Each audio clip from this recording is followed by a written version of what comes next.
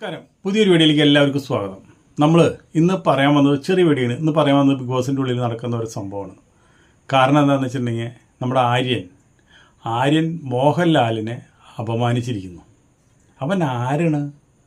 മോഹൻലാൽ എന്ന് പറഞ്ഞു കഴിഞ്ഞാൽ ഈ നരുന്ത് ചെക്കൻ, ഈ കൂതറ മോഹൻലാലിനെ എതിരെ സംസാരിക്കാനായിട്ട് ആരവന് ഇത് കൊടുത്തത്? അത് ബിഗ് ബോസിൻ്റെ ഉള്ളിൽ വെച്ചിട്ട് നീ തീർന്നടാ. നീ ഈ സീസണിൽ ഇപ്പോൾ നിന്നെ നോമിനേറ്റ് ചെയ്ത് കഴിഞ്ഞാൽ ഞങ്ങളെല്ലാവരും കൂടിയിട്ട് വോട്ട് ചെയ്ത് നിന്നെ അവിടുന്ന് ഓടിച്ചില്ലെങ്കിൽ നീ എന്നെ ഇങ്ങനെ വിളിച്ചോ? അപ്പോൾ നിനക്ക് മോഹൻലാലിൽ അന്ന് വന്നപ്പോൾ തന്നെ നീ കിരീടം വെച്ച് കിട്ടിയാൽ നിനക്ക് വലിയ ഇഷ്ടപ്പെട്ടിട്ടുണ്ടായിരുന്നില്ല. നീ കിടന്ന് കുരയ്ക്കുന്നുണ്ടായിരുന്നു കിരീടം വെച്ചതിന്. നിനക്ക് എന്താ കിരീടം വയ്ക്കാൻ പാടില്ല? നീ എന്താ രാജാവിൻ്റെ മകനാ? നിന്റെ ഭാവം കണ്ടു കഴിഞ്ഞ് കഴിഞ്ഞാൽ നിന്നേക്കാളും വലിയൊരു ആൾ ആ ബിഗ് ബോസിലില്ല എന്ന് തോന്നുന്നില്ലോ. നീയൊക്കെ തനി വേസ്റ്റ് ഉണ്ടാ. നീയൊക്കെ ഈ ബിഗ് ബോസിൽ വന്ന ഏറ്റവും അധികം വേസ്റ്റ് കൂടിയ നീയൊക്കെ. അതുകൊണ്ടാണ് നീ ഇപ്പോൾ ഈ ലാലേട്ടൻ ഇങ്ങനെ പറയാൻ കാരണം. ഇപ്പം പറഞ്ഞു നോക്കുക, എന്തിനാണ് എന്നെ നേരിട്ട് നോമിനേറ്റ് ചെയ്ത് മോഹൻലാൽ? അങ്ങനെയൊക്കെ പതിവുണ്ടാ? അങ്ങനെ ചെയ്യാൻ പാടുണ്ടാ എന്നും. നിന്നെ ഇനി മോഹൻലാലിൻ്റെ ഫാൻസ് മാത്രം മതി നിന്നെ അതിൻ്റെ ഉള്ളിൽ നിന്ന് ഓടിക്കാനായിട്ട്. ഒരു ബിഗ് ബോസ് ഷോയിൽ, അതും മോഹൻലാൽ ഇത്രയും നമ്മളൊക്കെ ആരാധിക്കുന്ന ഒരാളാണ്.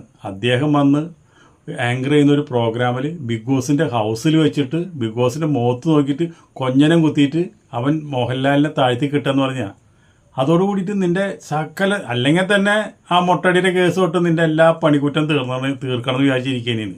ഇപ്പം ഇതോടുകൂടിയിട്ട് നീ തനി ഭസ്മമായിട്ട് പോകും. അവിടെ നോക്കിക്കോ, ഇപ്രാവശ്യം അവിടെയുള്ള സകല ആൾക്കാരും നിന്നെ നോമിനേറ്റ് ചെയ്യും.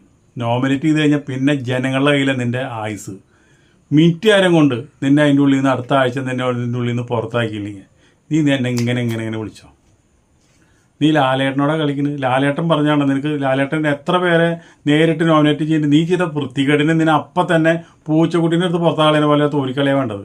അദ്ദേഹത്തിൻ്റെ ഒരു മാന്യത കൊണ്ട് നിന്നെ ഇത്രേ പറഞ്ഞുള്ളൂ. ഇതിനേക്കാളും നിന്നെ പട്ടീനെ പറയണ പോലെ പറയേണ്ടതാണ്.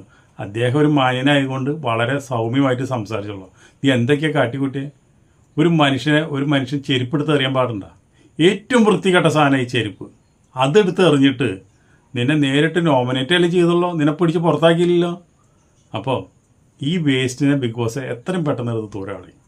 ഇതവിടെ കിടന്ന് പുഴുത്ത് നാറി കഴിഞ്ഞാൽ മറ്റുള്ളവർക്കും കൂടി അതിൻ്റെ ദുർഗന്ധം അടിക്കും. അത്രയും വലിയ വിഷമാണത്, വിഷവിത്ത്. അപ്പോൾ എന്തായാലും അടുത്ത വീഡിയോയിൽ നമുക്ക് വീണ്ടും കാണാം. അതുവരെ നിങ്ങൾക്ക് എല്ലാവർക്കും നന്ദി, നമസ്കാരം.